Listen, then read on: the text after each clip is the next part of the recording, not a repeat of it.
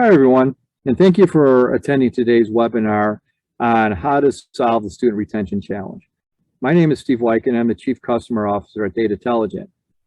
And today I'll walk you through this agenda. I'll start by giving you an overview of the trends and challenges that are causing issues with student retention. My colleague Larry Blackburn will then present a framework schools can use to become a data-driven institution. Angie Bauman-Power from Cornell College will talk about her personal experience at Cornell College and how they're using data to drive better student retention. And finally, Larry will complete our talk by talking about ways you can accelerate your data analytics maturity. Well, let me start off by going back before COVID was, something that we're dealing with on a daily basis. If you remember, higher ed was already facing enrollment challenge before COVID.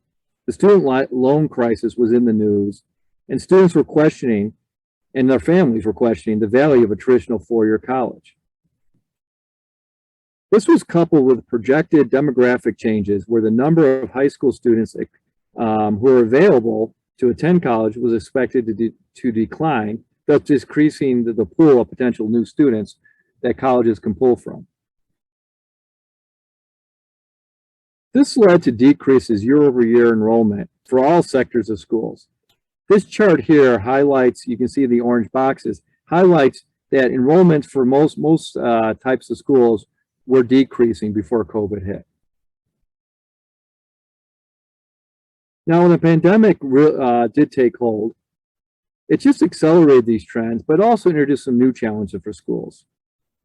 Financially, schools had to increase their spending to address COVID-related costs while their revenues were declining. Relatedly, instruction was impacted as schools had to quickly transition to online learning, and since then, schools had moved back and forth between online, in-person, or go hybrid, which in many cases led students and instructors totally dissatisfied with the experience. And colleges are not immune to the external forces that we've all been facing. We had a contentious election. We had protests in the streets. And then COVID persists. We're still not over the pandemic. This leads to a general sense of uncertainty for students, causing a lot of students to further question their decision to attend college. The enrollment numbers reflect this. Since 2019, total higher ed enrollment is down about 5% and approximately about 1 million students. And we see this same pattern across all institution types.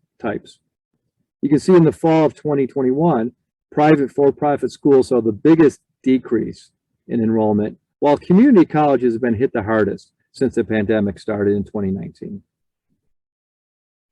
Now, the hope that we had started to recover from the impacts of COVID and enrollment will start increasing has not really been seen. If you look at the 2020 high school graduating class and those who took a gap year, the expectation was that they would come back in higher numbers this year. That hasn't happened. Only 2% of them have enrolled in college. And the reasons are many. Students still worry about the cost and the overall value of college, while the move to remote learning excludes many who lack the necessary technology to really attend those schools. Relatedly, though, this kind of distance from school, distance learning, leads to a greater sense of not being connected to your school, which is, again, drives challenges around enrollment. But this has a larger impact than just to higher ed. When we look at society as a whole, higher ed is still one of the best pathways to success in this country. College graduates' unemployment rates are significantly less than high school grads, and they earn more over their lifetime. So schools are asking these questions related to enrollment and retention. First, around enrollment, they want to know, how do we improve the recruitment of our students, and what are the new opportunities to find these students, especially now that we know the pool that we can draw from is becoming smaller. And then once the students do arrive on school or arrive on campus, they're looking at retention. How do we proactively identify the students at risk, and how do we improve their engagement, which will drive up retention? Now, one way to do that is look at data. How can we use data more to answer these questions? What I'll do now is turn it over to Larry Blackburn, who will present a framework schools can use to become more data-driven.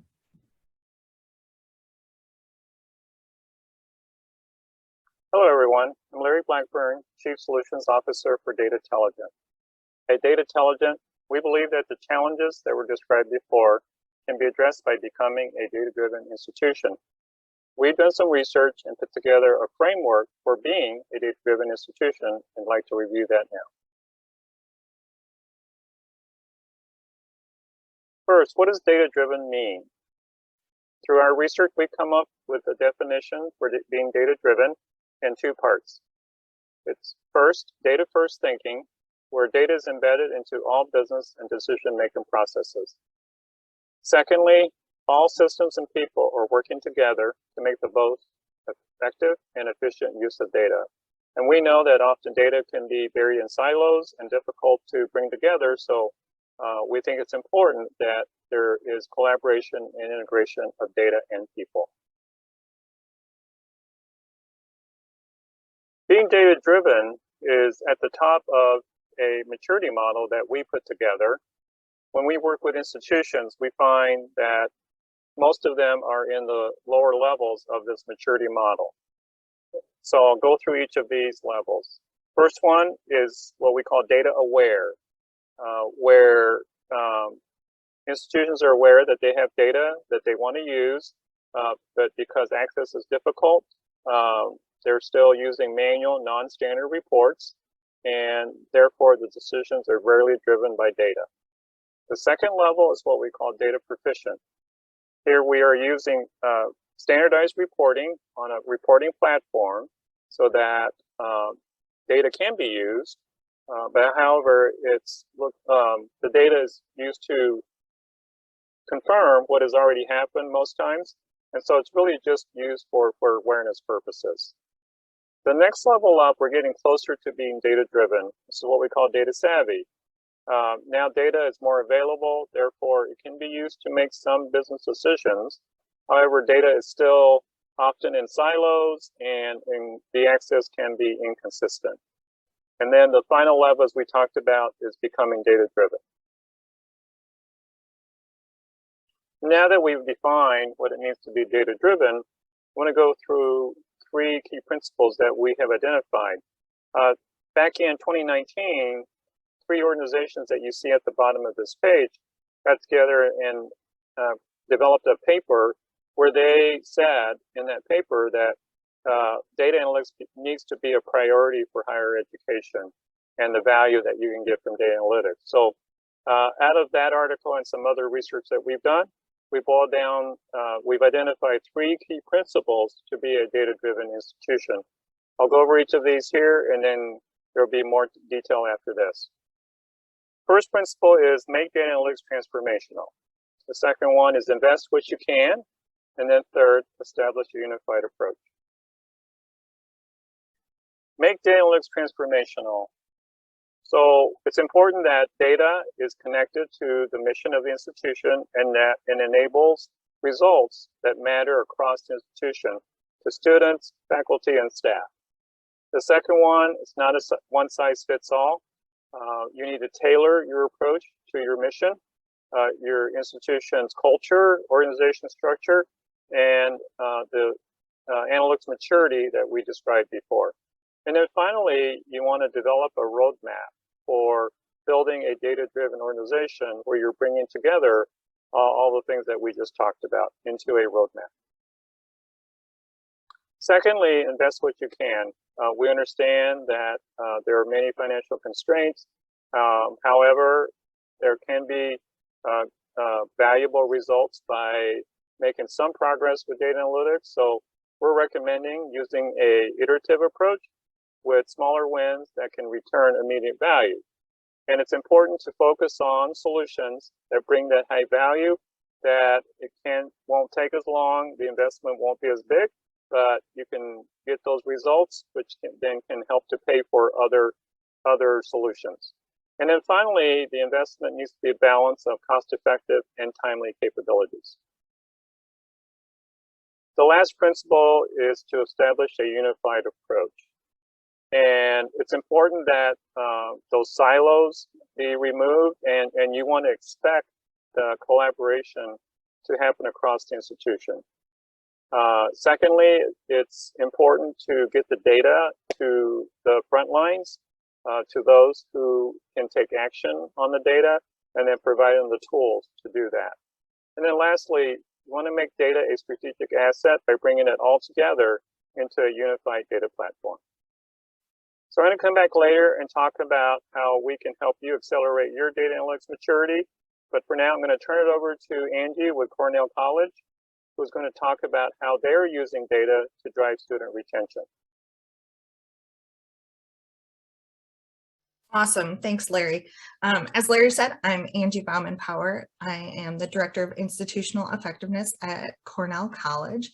And before we get going on how Cornell is using data to drive retention and our decisions, I just want to give you a little snapshot about Cornell College, because I think that's always helpful. I know when I'm watching a presentation to sort of know more about the institution that's talking. So Cornell College is located in Mount Vernon, Iowa, just outside of Cedar Rapids. We are a private four-year liberal arts institution. About 93 to 94% of our students live on campus. We were founded in 1853, which means we were actually the first Cornell. Hopefully no one from Cornell University is here and gets sassy at that. We have just over 1,000 students, but we're really striving to get up closer to 1,200 students. And we, are a small private institution in a small town in Iowa, but we're incredibly representative of the greater United States and have a wide representation of states represented and also countries. We're 20%, 21% about students of color. And overall, our student athlete population is about 36% of our student body. And a lot of this we attribute to our unique academic calendar, which we call one course at a time. So this is sort of like an accelerated quarter system, is sometimes the easiest way to explain it. Our students take one class for 3.5 weeks, and then they take a couple days off and they switch to an entirely different class with a new faculty member and a new cohort of students. And so anything we do really has to be tailored to this one course at a time curriculum, because it is so unique. And so whether it's our use of Blackboard or Moodle or different things like that, everything gets tailored because of our curriculum. And so the big question really is how we're using data to inform our decisions at Cornell. And so before COVID even hit, about 2 years ago, it's almost exactly 2 years ago, we were beginning the process to overhaul almost everything on campus. We had just approved and we're getting ready to implement a new general education core curriculum. We restructured our highest level of staff on campus, and almost all of them except for our president and our assistant to the president were new staff members. In addition to that, we completely retooled our assessment process on campus, our budget process, all of this. And then COVID hit. So we had to learn how to teach our students online, because as a highly residential community, that was something our students and our faculty were not at all used to. So we made the pivot to do online instruction for the remainder of that academic year. And then we also, as Steve mentioned, we were getting ready for an impending demographic cliff of, students who are right in our pipeline. The traditionally aged students that attend college is taking a nosedive in a few years. And also, did I mention, we also are having our 10-year accreditation reaffirmation from the Higher Learning Commission this fall. So just a couple things, were up in the air or have been up in the air here at Cornell College. And really all this upheaval has changed and forced us to really accelerate our data maturity journey and put more of an emphasis on making data-informed decisions. We're really questioning why and what every report and data point that we're collecting and, the things we're giving to campus partners, whether it's our board of trustees, whether it's our faculty, department chairs, different offices on campus, we're really asking ourselves, is it useful? And what problem are we trying to solve? So again, we're taking things very much at the base level to make sure data is driving every decision and every conversation and action almost that we're doing. And in addition to this, we're really diving into the data to not only make informed decisions, but also really examine data governance and then everything that comes with the data maturity journey that Larry was talking about. I like to think some levels or some areas of campus were at the data savvy, and then there's some that were definitely proficient or even a little bit lower. So I guess it depends on the day and the specific component on where I would place us and where we place Cornell College in terms of data maturity. And so one thing that we are really using data on campus to look at is the return on investment.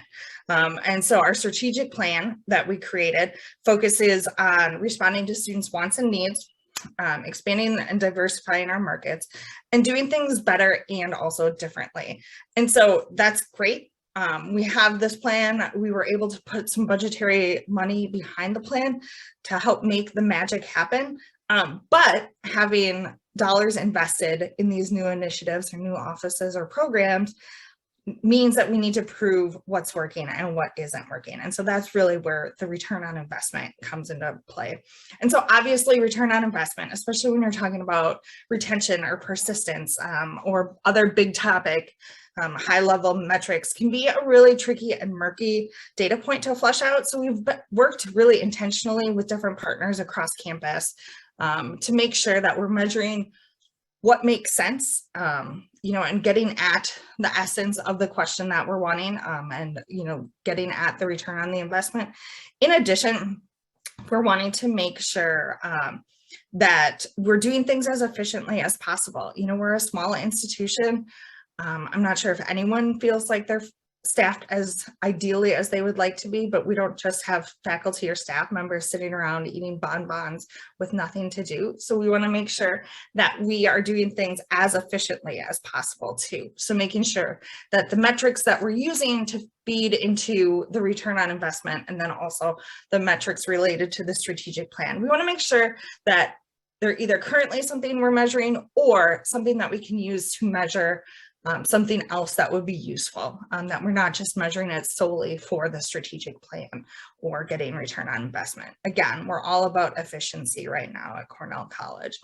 And so we've created sort of a tier level of metrics that all feed into the main tenets of our strategic plan. And in addition, the high level metrics are also being sliced by demographics that we're really wanting to emphasize to make sure we're properly serving various student populations on campus. Cornell has historically really scored high on social mobility rankings. And so we want to be sure that our first generation students and our Pell eligible students are succeeding at the same or even higher level of standards than the general student body. In addition, we're paying close attention to on every metric for race and ethnicity differences, gender differences, also student athlete, because we do have a large percentage of student athletes on campus. So in addition to return on investment, we're also really wanting to get at risk assessment and attrition prediction. And so this is where a lot of our work regarding retention and things like that with Datatelligent has come out. So one of the first tangible initiatives to come out of our strategic plan was the creation of a Student Success Center. On campus, we've been talking, or at least I've been talking for years about creating the center, and we were finally able to make it happen because we had the data. And so it was really hard to resist making the Student Success Center when we looked at the data surrounding how much money we were losing for every student that we didn't retain. We were able to analyze and get a number per year how much we lose when a student doesn't continue at the college. And then it really made it an easy decision to say, oh, well, yeah, we can add a couple staff members that are focused on student success and retention, because if they only need to save X number of students, that's an easy investment. But that all came about because of the data that we had and the data that we were able to use to inform the decisions. And so the center already combines existing positions and initiatives with new positions and programs to create sort of a one-stop shop for student success. And so we're putting the finishing touches right now on a fantastic tool that we're going to preview a little bit later in this presentation to really talk about risk analysis and predict student attrition. And so it combines a variety of sources of data that we collect across campus, including items from the student's application, so like high school GPA, their tier of academic success on their application, their interests, different things like that, geographic information, financial information, high school GPA, in addition to data from once they arrive on campus, so grades, different things like that, whether they were put on academic or financial probation or different holds, things along those levels for once they start here. And it creates a risk analysis and a dashboard where you can really examine students at an individual level. If you're, preparing to meet with a specific student, you can get a quick and easy snapshot of the student and their story in one shot, or you can really look at it as a big picture or sort of the aggregate data, whether that's a sports team, whether it's, sophomores or juniors or, business majors, different things like that. In addition, we are really using data to look at our withdrawal trend analysis. And this is really a historical look to examine the trends related to our students who don't continue at the college, either by their choice or by our choice, and see what common factors that these students who don't persist at the college have in common. And so this project literally began with me brainstorming student characteristics and demographics on my office whiteboard. I just kept a running list of different ways that we could look at our withdrawal trends and slice and dice the data, and kept adding things and adding things and adding things to this whiteboard. And it contains a lot of different inputs and outputs from the students and cuts really across a variety of offices on campus. So there's data from the admissions office, from the registrar, financial aid, from the institutional effectiveness office. And so this is a really great tool in conjunction with the risk assessment and prediction or attrition prediction tool to really combine all of our data and get it in one spot. I think on some levels at Cornell, because we do feel that we're stretched really thin staff-wise, we don't necessarily feel like we've got the time to dive into the data as much as we would like to, or that sometimes we had too much data. I mean, who complains about having too much data? But I think there were some days that it was like, if only I had an extra month in the calendar, I could, look into this and look into that. But with both of these components, we're able to combine data from across campus into one spot and sort of shake it up and make it all talk to each other and get combined. And ultimately, the three previous items that I've talked about really are examples of how we use data to feed into the final example about programming and intervention efforts. So the easier and more accessible that data and information is on campus, and the easier it is to understand them, the easier it is to use that data and that information to drive our programming and our intervention efforts. So one example of this is that we've determined that a student's grade that they get in their first year seminar is a massive predictor of whether or not they'll remain at the college. Over the years, since we've been doing a common first year seminar, we've seen that more than 85% of the students who get a C- or below in their first year seminar don't remain at the college. Sometimes that's because of their choice. Sometimes that's because they continue to not succeed academically and then they're put on academic suspension or probation, things like that. And so because of our one course at a time curriculum, the first year seminar is over in 3.5 weeks, and then students move on to other classes. And so the connection between persistence and the grades in the first year seminar have really helped to guide intervention efforts, including outreach by faculty, academic advisors, student success center staff, and in addition, been a tool that we've used to connect students and require them to take an academic support adjunct course for the remaining blocks of the fall semester to really help get them back on track and succeed academically. And now I'm going to pass it back to Larry, who's going to continue on with our presentation. Great. Hey, Angie, before we jump to Larry, we do have a couple of questions. Of course. Somebody would like to know how you define ROI, and then someone else is asking what ERP system you use. Yeah, so ROI, again, that's a little murky depending on different things. And so at the highest level, we're talking, like I said, we have a tiered level of our metrics that we use. So we created a one sheet for our board of trustees, and that's looking at very high level, retention, persistence numbers, graduation rates, different things like that. But then at every level of different offices and different working groups, we get deeper and deeper into the details. And so for return on investment, when we're specifically talking about, for example, one of the initiatives that we're doing is we're starting a women's wrestling team. And so the return on investment is going to involve, the costs related to new equipment, a coach, different things like that, the uptick of those costs, and then how many students we recruit and retain because of this. And again, it's sort of, a little murkier, because can you ever say that this is exactly why a student either stayed at a college or picked a college or different things like that. And so that's really where we're working with our partners across campus to make sure that the attribution of, the investment is as solid as possible. And then they also asked about your ERP system. Yeah, our ERP. That's your Power Campus. Okay, I was going to say, that's a good question. I think that's what we use, thank you, Larry. We use Power Campus. But again, because of our one course at a time, we've had to put a lot of time and investment into tailoring it to fit the one course at a time. And so Power Campus is not perfect for us, but at the same time, anything we would use would have to really be tweaked and specialized to our one course at a time. But yes, we use Power Campus.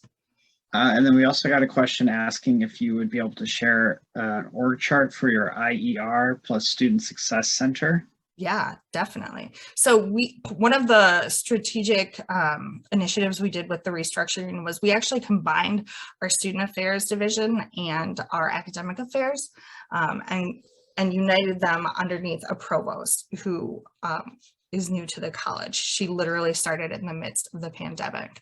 And so institutional effectiveness and research reports up directly to the provost, and our Student Success Center reports to the provost and the associate VP for student affairs and dean of students. So it's really a combination and collaboration between student affairs and academic affairs.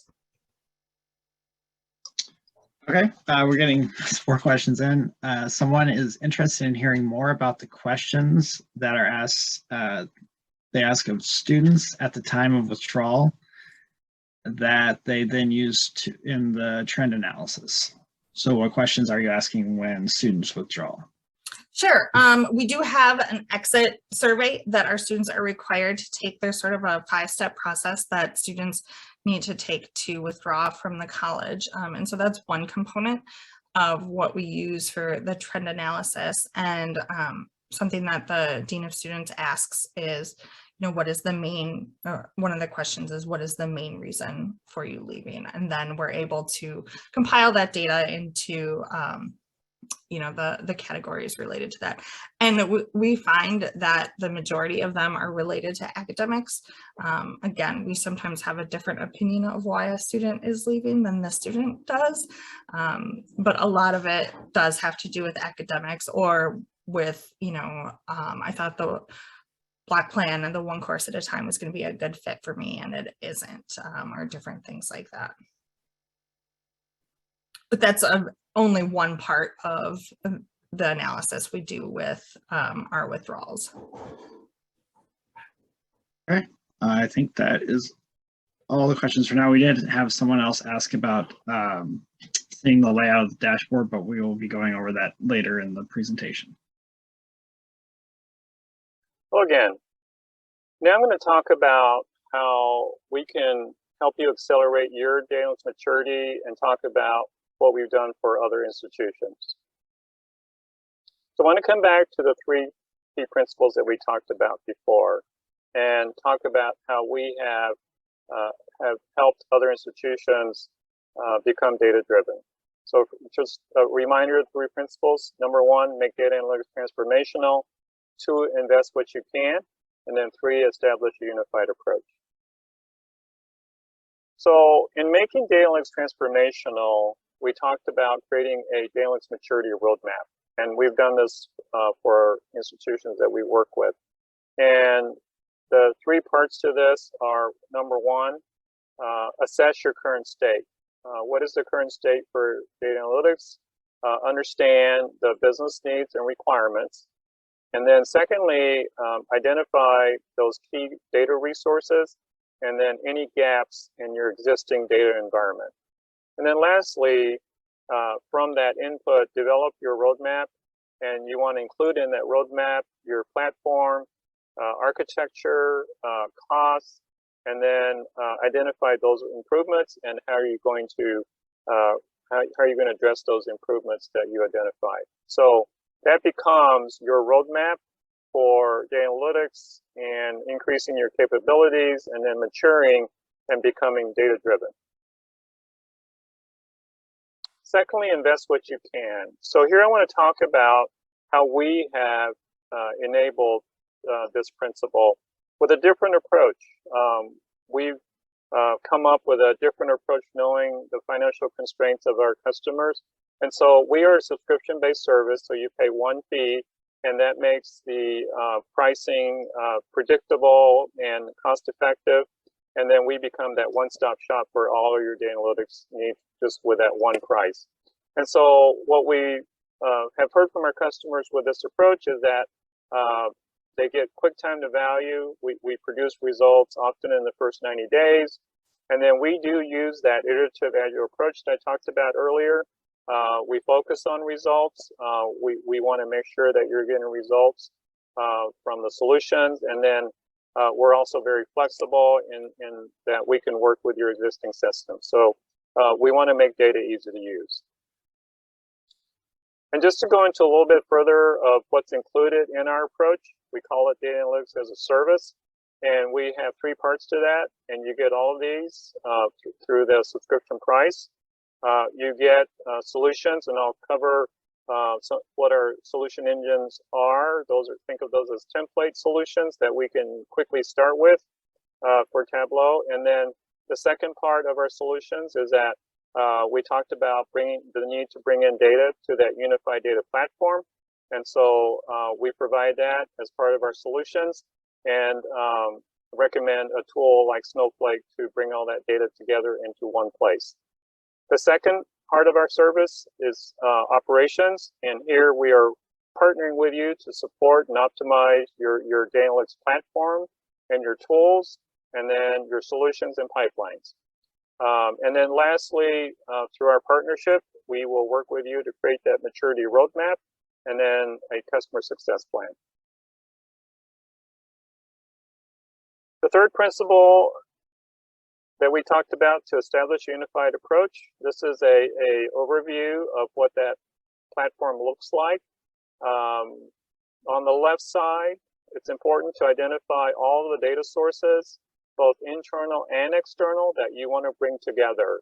And then we create those pipelines from those data sources into a single platform.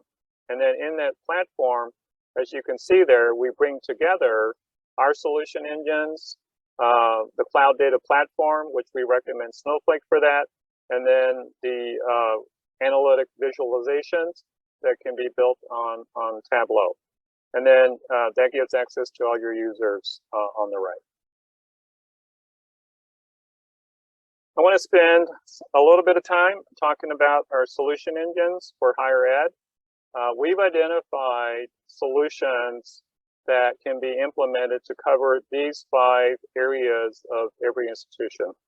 And so those areas being admissions enrollment, student success retention, teaching and learning effectiveness, strategy and operations, and advancement. Today, we're going to focus on our solution engine for student success. So again, think of the solution engines as a template to then quickly get started on implementing a solution for you. And then we can always tailor these to your needs.